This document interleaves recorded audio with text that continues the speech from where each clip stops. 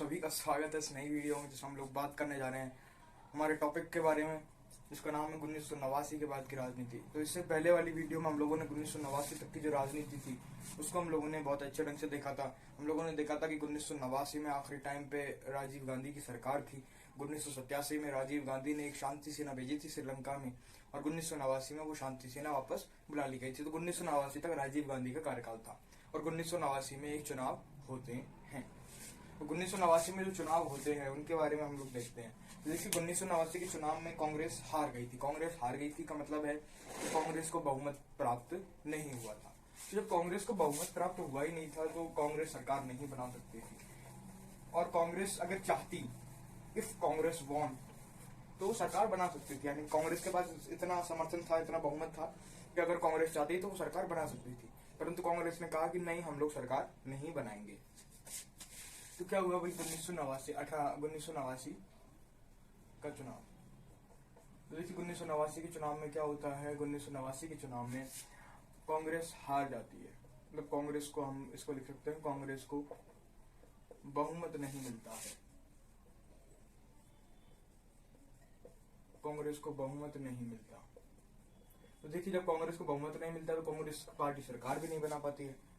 ठीक है, तो अब देखते हैं कि भाई इसमें एक चुनाव में मेन चीज क्या थी। तो इस चुनाव में जो क्षेत्रीय पार्टियां थी, जैसे कि समाजवादी पार्टी है, कम्युनिस्ट पार्टी है, सीपीएम है, केंद्र अन्ना द्रमुक की पार्टी है, ये सब पार्टी जो क्षेत्रीय पार्टियां मानी जाती थी वो पार्टियां एकदम उभर कर सामने आई। तो जब क्षेत्रीय पार्टियां उभर कर सामने आई तो क्षेत्रीय पार्टियों को लोकसभा में कितनी सीटें मिलती थी उस टाइम पे। उस टाइम पर उनको सीटें मिलती थी 5, 10, 15, 20 सीटें मिल गई ज्यादा। इतनी सीटें, ये हाईएस्ट सीटें थी। पर जब किसी को भी कोई बहुमत नहीं मिल पाती थी तो इन 5, 10, 15, 20 सीटों की जो वैल्यू है, जो मूल्य है, वो बहुत अधिक बढ़ जाता था। क्योंकि किसी को बहुमत के लिए कितनी सीटें और जरूरी होती थी कि भाई 50 सीटें और चाहिए, मुझे 30 सीटें और चाहिए, मुझे 40 सीटें और चाहिए। तो उस समय ये जो क्षेत्रीय पार्टियां थी ये उस समय एक महत्वपूर्ण रोल अदा करती थी, क्योंकि ये क्षेत्रीय पार्टियां जिस पार्टी को सपोर्ट कर देती थी वो पार्टी उस समय सरकार बना लेती थी।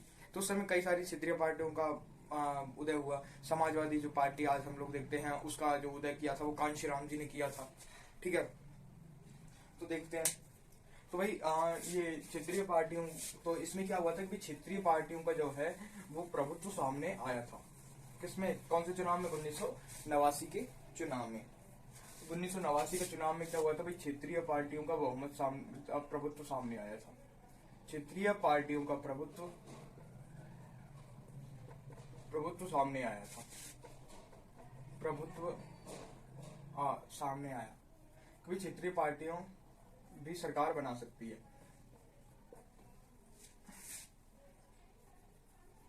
अब क्या हुआ था, अब भाई सब जब कांग्रेस सरकार नहीं बना रही है तो भाई कौन बना रही है? तो भाई इस समय सरकार बनाई थी स्वतंत्र मोर्चा ने। स्वतंत्र मोर्चा, इसको कहीं कहीं पर राष्ट्रीय मोर्चा भी कहते हैं। स्वतंत्र मोर्चा और राष्ट्रीय मोर्चा। अब ऐसा भी राष्ट्रीय मोर्चा, स्वतंत्र मोर्चा क्या है, व्हाट इज दिस? तो देखिए स्वतंत्र मोर्चा और जो राष्ट्रीय मोर्चा थी, हमने देखा था कि आपातकाल के बाद 1977 के बाद एक स्वतंत्र मतलब मोरारजी देसाई की सरकार बनी थी।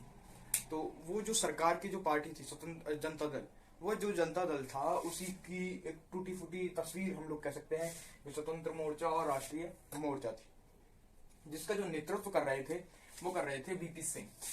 कौन कर रहे थे, इसका नेतृत्व कौन कर रहे थे? तो हम लोग इसको लिख सकते हैं प्रधानमंत्री कौन थे इसमें? इसमें प्रधानमंत्री थे हमारे वीपी सिंह।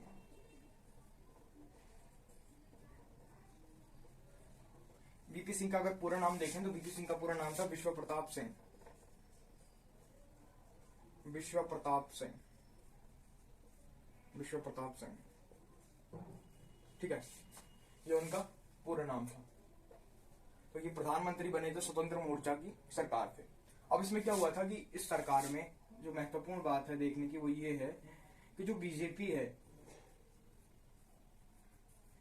बीजेपी उभर कर सामने आई।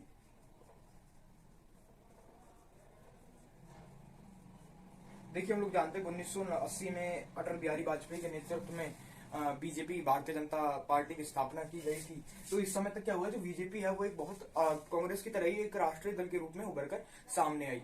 तो इसमें क्या हुआ था, क्षेत्रीय पार्टियां जो थी उन्होंने स्वतंत्र मोर्चा को समर्थन दिया था। उसके अलावा जो बीजेपी थी उसने स्वतंत्र मोर्चा को बाहरी समर्थन दिया था। अब भाई साहब एक शब्द आता है बाहरी समर्थन।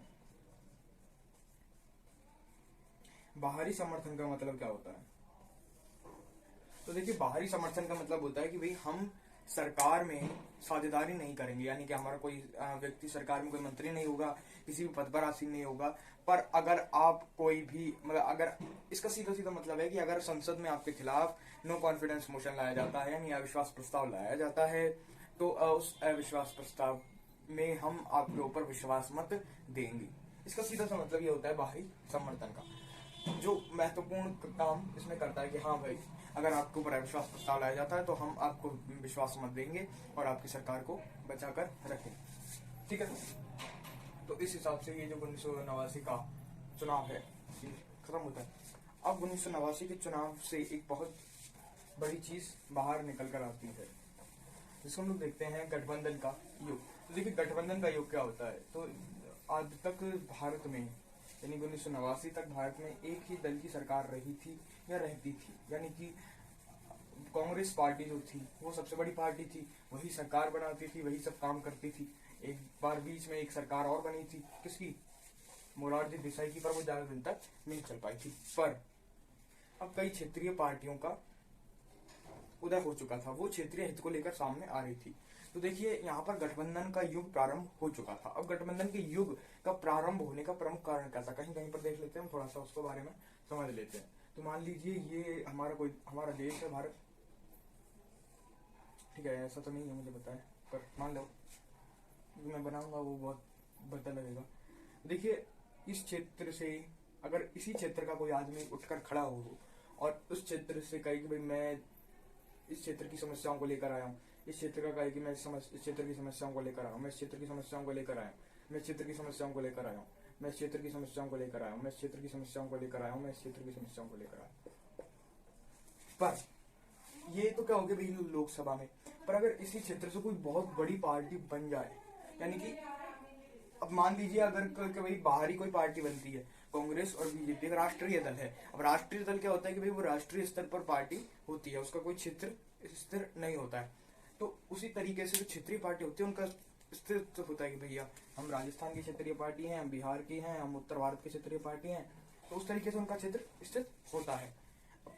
परंतु और अगर वो क्षेत्रीय पार्टियां अपने क्षेत्र में ही चुनाव लड़ती हैं और वहां पर बहुत अधिक बहुमत मिलती है उनको, तो वो ज्यादा काम कर पाएंगे क्योंकि उनको क्षेत्र की जानकारी है राष्ट्रीय पार्टी की तुलना में। तो इसी तरह उनका लोकसभा में भी रुझान बढ़ेगा क्योंकि वो क्षेत्रीय मांगों को अधिकतर उठाएंगे और उनको क्षेत्रीय मांगों को उठाने के कारण उनको ज्यादातर वोट मिलेंगे, उनकी सीटें आएंगी, उनको बहुमत मिलेगा। ठीक है, इसलिए गठबंधन का युग प्रारंभ हुआ और क्षेत्रीय पार्टियों का उदय हुआ। अब 1989 से जब हम लोग राजनीति को आगे बढ़ाते हैं, तो 1989 से राजनीति को आगे बढ़ाते समय कई सारे मुद्दे सामने आते हैं।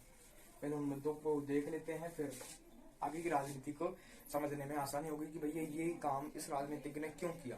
तो भैया इस मुद्दे को ध्यान में रखकर उसने ये काम किया। तो भाई पहले उन मुद्दों को देख लेते हैं। भाई देखिए, तो देखिए पहले कौन कौन से मुद्दे थे। तो भाई पहला मुद्दा था मंडल मुद्दा, यानी मंडल आयोग को लागू करना। मंडल आयोग को लागू करना, मंडल आयोग को लागू करना। ठीक है, दूसरा मुद्दा था कि भाई साहब बाबरी मस्जिद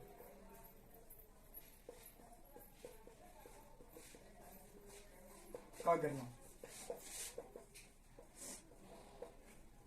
तीसरा जो मुद्दा था, वो जो तीसरा मुद्दा था वो था नए आर्थिक नियम लागू करना या आर्थिक नीति लागू करना। नई बोल सकते हैं उसको, नई आर्थिक नीति लागू करना, नई आर्थिक नीति लागू करना। तो देखिए, मंडल आयोग को लागू करना, बाबरी मस्जिद का गिरना, नई आर्थिक नीति लागू करना। अब अगर चौथे पॉइंट की बात की जाए कि चौथा पॉइंट क्या था, और चौथा पॉइंट ये था कि भाई कांग्रेस प्रणाली जो थी उसका अंत हो चुका था। क्या थी? कांग्रेस प्रणाली का अंत। अब हम ये भी जानेंगे कि भाई कांग्रेस प्रणाली क्या थी, कांग्रेस प्रभुत्व क्या था, वो हम लोग समझ चुके हैं, पर एक बार इस शब्द के नजरिए से हम उसे देखेंगे। तो ये मुख्य मुद्दे थे जो 1989 से 2000 तक की राजनीति में छाए रहे थे। इसके अलावा और भी कई मुद्दे थे, जैसे कि हम लोगों को पता है कि भाई 1982 के दरमियान राजीव गांधी जो थे, कांग्रेस के एक बहुत प्रमुख लीडर जो थे, उनकी मृत्यु कर दी गई थी। तमिल संगठन जो था लिट्टे, उसके द्वारा कर दी गई थी। तो वो भी एक मुद्दा मान सकते हैं, क्योंकि वो इसका ही सब मुद्दा होगा, राजीव गांधी की हत्या। क्योंकि जब राजीव गांधी की हत्या हो जाती है तो कांग्रेस के पास कोई ऐसे नेता नहीं बचता जिसको वो सिंबलाइज करके कि भैया ये हमारा नेता है, आप इस नेता के ऊपर वोट दीजिए। क्योंकि आज तक कांग्रेस प्रणाली यही तो करती आई थी। सबसे पहले जवाहरलाल नेहरू, उसके बाद इंदिरा गांधी, उसके बाद राजीव गांधी। तो भैया ये हमारा चेहरा है, ये 3 चेहरे थे, इनके ऊपर आप वोट दो। मतलब प्रधानमंत्री के चेहरे पर वोट दिए जाते थे, उनके कामों पर नहीं, उनके चेहरों पर वोट दिए जाते थे। ठीक है, तो इस तरीके से काम होता था। राजीव गांधी की हत्या हो गई तो कांग्रेस में ऐसा कोई लीडर बचा नहीं जो कांग्रेस की सत्ता को बचा कर रख सके। या अगर सीधे तौर पर कहा जाए तो कांग्रेस परिवार का या गांधी परिवार का ऐसा कोई सदस्य नहीं था जो राजनीति की बागडोर को सही ढंग से संभाल सके। उस समय जो थी वो महत्वपूर्ण लीडर सोनिया गांधी थी, जो गांधी परिवार से जुड़ी हुई थी, पर वो राजनीति में आना नहीं चाहती थी। परंतु बाद में उन्होंने राजनीति ज्वाइन भी की। ये भी बहुत आश्चर्य की बात है। हमें क्या, अपने को तो सिर्फ पढ़ाई करनी है। तो देखिए, अब देख लेते हैं मंडल मुद्दा। देखिए, मंडल मुद्दा जो था वो बीपी मंडल के नाम से इसका नाम फेमस हो गई, क्योंकि मंडल आयोग जो बनाया गया था वो बनाया गया था ओबीसी को आरक्षण देने के लिए। 27% आरक्षण देने के लिए ओबीसी को बनाया गया था। अब जब